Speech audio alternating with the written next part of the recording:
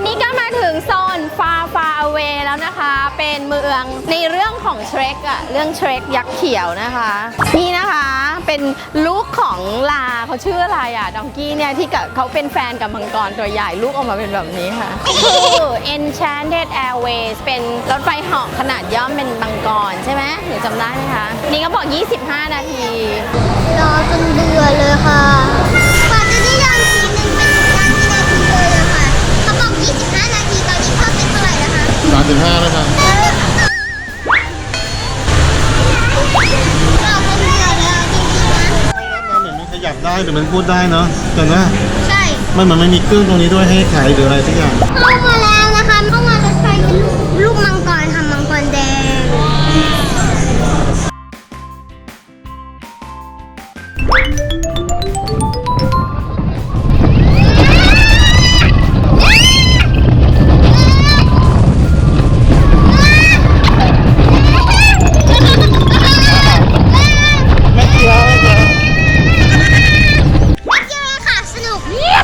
พี่นาเกียว อันนี้เรากำลังต่อแถวถ่ายรูปกับพี่น็อกพี่โออยู่นะคะ นี่ไงคนที่เราสวนตรงหน้าห้องน้ำเมื่อกี้ใช่ไหม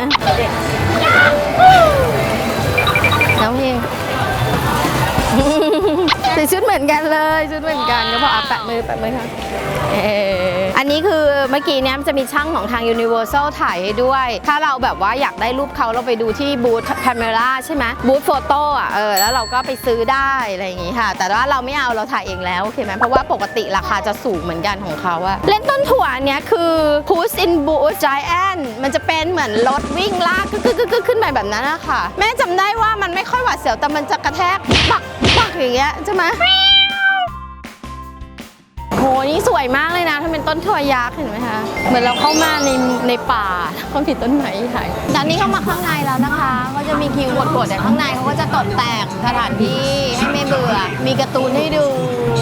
อันนี้เป็นบ้านยักษ์นะเหมือนแบบแจ็คผู้ค้ายักษ์ใช่ไหมปีนขึ้นมาอยู่บนบ้านยักษ์นะแล้วเดี๋ยวข้างบนจะมีทรัพย์สมบัติแต่มันมีไข่ทองคำมีอะไรเงี้ยเท่าที่จำได้นะเหมือนกับว่าตะกี้แม่ไม่ได้ฟังแต่ครั้งที่แล้วจำได้ว่าเหมือนกับแมวอ่ะจะต้องให้เราไปขโมยไข่ทองคำมาแล้วเดี๋ยวเอาไปช่วยบ้านเด็กกำพร้าอะไรแบบนี้ใช่ไหม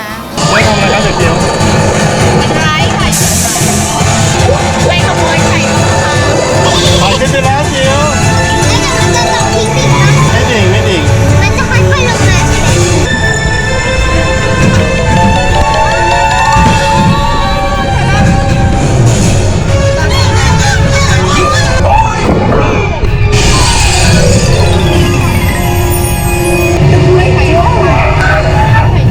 Goose, and she thinks we're taking her babies.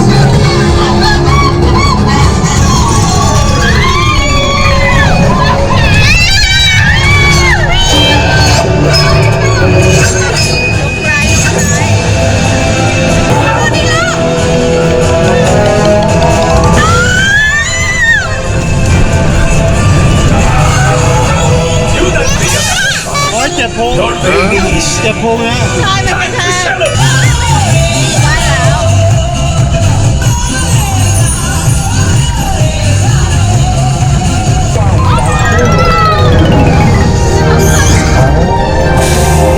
คิดว่าจะหมดแค่นั้นใช่ไหม สนุกไหม มันสนุกมาก หนึ่งแล้วพี่เขียว เข้มมาก แม่ก็คิดเอามาเป็นงั้นแหละค่ะ เฮ้ยนี่มันตัวอะไรข้างบน เขาไงเบบี ลูกของเค้กใช่ไหมคะ ค่ะลูก อร่อยไหมเด็กเขียว อร่อยอันนี้เลยค่ะ ทาร์ตไข่ เอาอันนี้ได้ไหม ชูรสเหรอ เอาชูรสค่ะ กรอบไหมมึงในเมืองไทยมันไม่กรอบเนาะคุณแม่กระเป๋าแรบเนี่ยเดี๋ยวเราไปทำเองได้เนาะเช็ดผ้าแบบนี้ทำเนาะ ซื้อมาเลยใช่จะเราจะทำเป็นตัวกระเป๋าได้ไหมคะ เนี่ยสิคะ นี่เล่น Ocean Factory นะคะ ไม่มีน้อง มันจะเด็กน้อยไปไหมแคมูล เด็กน้อยก็คุณลุงเขาเรียกให้มาเล่น ตามใจลุงเขาหน่อยฮะ ใช่ลุงไม่ได้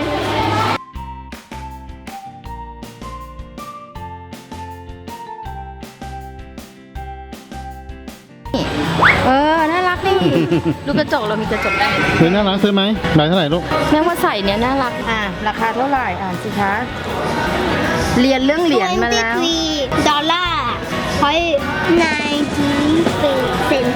$23.90 เก่งมากค่ะ 700 บาท 9แพงเนอะของ เท่าไหร่นะ27 700ป่ะ 25 มันประมาณ700 บาทคูณ24อ่ะก็ประมาณ625อะไรเงี้ย600 กว่า700อ่ะของที่นี่แพงทุกสิ่งอย่างแต่มันน่ารักมันมีหูด้วย ไหนจิ๋วใส่ทีนี้ จิ๋วว่าจิ๋วน่ารักดีอ่ะ จิ๋วไม่รู้จักตัวเนี้ย หนูไม่ชอบเหรอ ไม่ค่อยหรอกนะ น้องพิมเขาไม่อินกับเทรคนะเพราะไม่แบบ